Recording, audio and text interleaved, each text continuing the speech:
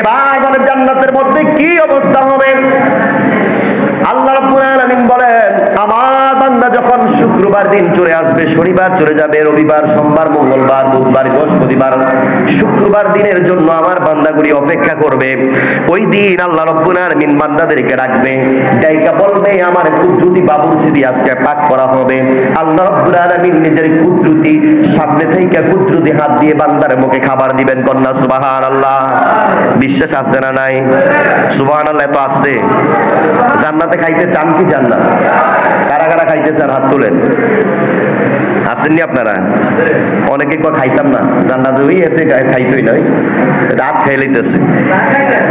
কথা বুঝছেন নি? জান্নাতের খাবার আল্লাহ বলেন, ওই খাবার শুধু ক্ষান্ত নয়, আমি আল্লাহ রাব্বুল আলামিন খাওয়ানোর পরে আমার বান্দাকে আমি কাছে রেখে বলবো, এই আমার জান্নাতের মধ্যে তোমার কোনো সমস্যা আছে, কেমন লাগতেছে? বান্দা বলবেন, আল্লাহ যদি জানতাম জান্নাত এত সুন্দর, আমি বান্দা আরো ইবাদতে মগ্ন থাকতাম। কন্যা সুবহানাল্লাহ। আল্লাহ রাব্বুল আলামিন বলেন, শুধু খাবার নয় মুসলমান, খাবারের পরে আল্লাহ রাব্বুল আলামিন পোশাক পরিধান করাবেন বান্দাদেরকে। প্রত্যেক শুক্রবারে আল্লাহ রাব্বুল আলামিন এক এক সপ্তাহে এক একটা পোশাক পরাবেন। দুনিয়াতে মনে করেন ল্যান্ড আছে, হরিণ আছে, বিভিন্ন এরকম কাপড়ের বিভিন্ন এরকম টাইটেল আছে না নাই? বিভিন্ন মার্কেট আছে, ল্যান্ড, হরিণ, ইস্টার্ন, এরকম ব্র্যান্ডের কাপড় আছে না? আল্লাহ রাব্বুল আলামিন বলেন, গোটা পৃথিবীর যত ব্র্যান্ড আছে, কোন ব্র্যান্ড আমার কাছে কার্যকরী হবে না। আমি রব্বুল আলামিন আমার চাহিদার ব্র্যান্ডটা যেটা থাকবে, ওই ব্র্যান্ডের কাপড় বান্দাদেরকে এক এক সপ্তাহে এক একটা কাপড় আমি আল্লাহ রব্বুল আলামিন পরাবো। কন্যা সুবহানাল্লাহ। মেয়েরা, পুরুষরা হোক আর মহিলা হোক, যদি এক কাপড়ের হয়, আল্লাহ রাব্বুল আলামিন বলেন, আমার বান্দা বান্দির জন্য আমি এত বড় নিয়ামত রেখেছি। এক এক সপ্তাহে এক একটা কাপড় পরবে, বান্দার তো দেখতে লাগবে, মনে হয় এটাই তার জন্য আরো শ্রেষ্ঠ হয়েছে। এরপরের সপ্তাহে আরো শ্রেষ্ঠ থাকবে, এরপরের সপ্তাহে আরো শ্রেষ্ঠ থাকবে। এমনি করে বান্দার তৃপ্তি ওই জান্নাতের মধ্যে গ্রহণ করবে। কন্যা সুবহানাল্লাহ। তাইলে দুনিয়ার কোন কাপড়ের দাম আছে ওইখানে? কোন ব্র্যান্ড কাজে লাগবে? কোন ব্র্যান্ড কাজে লাগবে না। হাদিস শরীফ প্রমাণ করে, ওই জায়গার মধ্যে আল্লাহ রাব্বুল আলামিন তার বান্দাকে প্রতি সপ্তাহে ডেকে ডেকে সান্নিধ্যে কাছে এনে বলবে, বান্দারে আজকে তোমার যা যা প্রয়োজন আমার এই জায়গার মধ্যে খাও। সাহাবায়ে কেরাম বললেন, ইয়া রাসূলুল্লাহ, ওই জায়গার মধ্যে কেমন আইটেম থাকবে? একটা নয়, দুইটা নয়, শত নয়, হাজার নয়, লক্ষ নয়, ওই জায়গার মধ্যে কোটি কোটি আইটেম থাকবে। বান্দার যেটা ভাল লাগবে বান্দা ওই জায়গার মধ্যে খাবে। কন্যা সুবহানাল্লাহ। সাহাবায়ে কেরাম প্রশ্ন করলেন, ইয়া রাসূলুল্লাহ, নবী গো, ওই জায়গার মধ্যে ওদের খিদা লাগার পরে, খিদা নিবারণ হওয়ার পরে তারা কি বাথরুমে যাবে না? কয় না, ওই জায়গার মধ্যে কোনো বাথরুমের ব্যবস্থা নাই, ওই জায়গার মধ্যে কোনো বাথরুমে যাইতে হবে না। একটা ডেকুর দিবে, আপনারা ডেকুর দেন না? ওই ডেকুরের সাথে সাথে যত খাবার আছে, এই ভরা পেটটা আবার খালি হয়ে যাবে। কন্যা সুবহানাল্লাহ।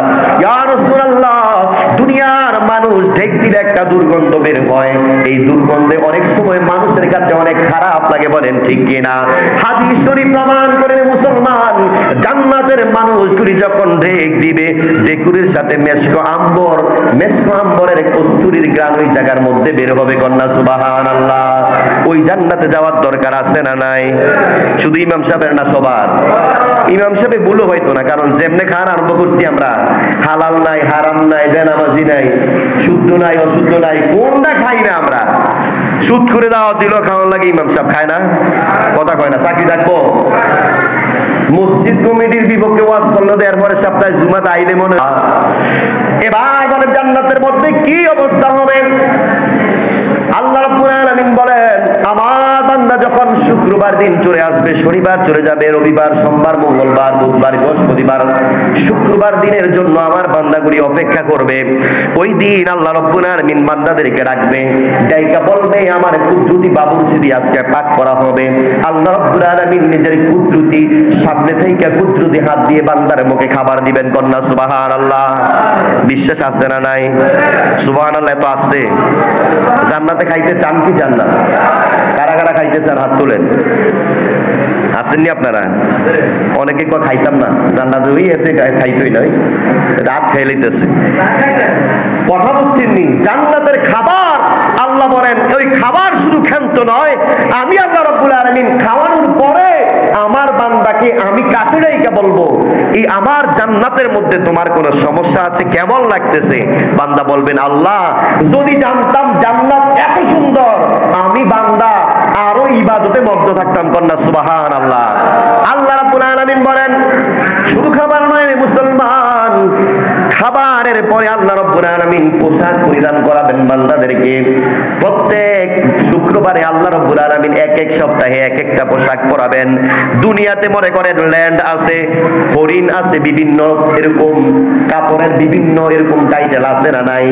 বিভিন্ন মার্কেট আছে, ল্যান্ড, হরিণ, ইস্টার্ন, এরকম ব্র্যান্ডের কাপড় আছে না?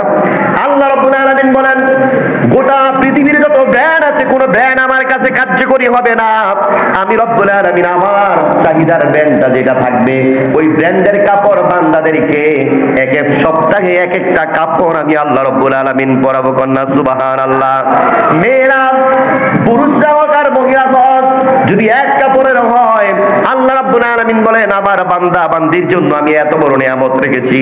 এক এক সপ্তাহে এক একটা কাপড় পরবে, বান্দার তো তৃপ্তি লাগবে, মনে হয় এটাই তার জন্য আরো শ্রেষ্ঠ হয়েছে। এরপরের সপ্তাহে আরো শ্রেষ্ঠ থাকবে, এরপরের সপ্তাহে আরো শ্রেষ্ঠ থাকবে। এমনি করে বান্দার তৃপ্তি ওই জান্নাতের মধ্যে গ্রহণ করবে। কন্যা সুবহানাল্লাহ। তাইলে দুনিয়ার কোন কাপড়ের দাম আছে ওইখানে?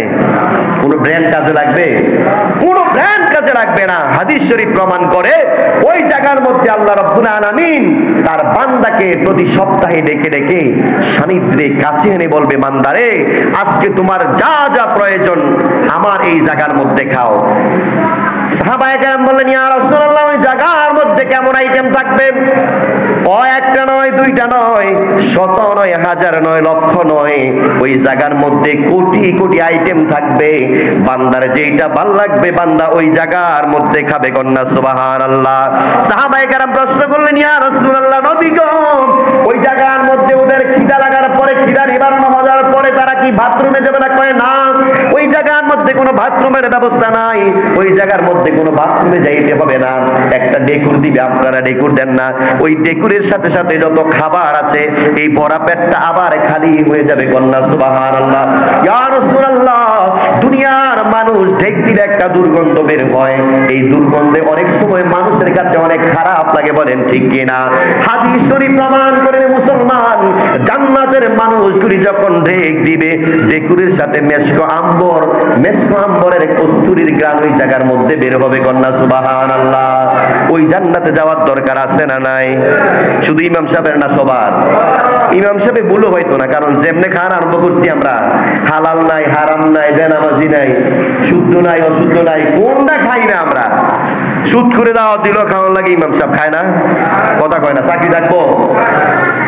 মসজিদ কমিটির বিপক্ষে ওয়াজ করলো, এরপরে সপ্তাহে জুমাতে আইলে মনে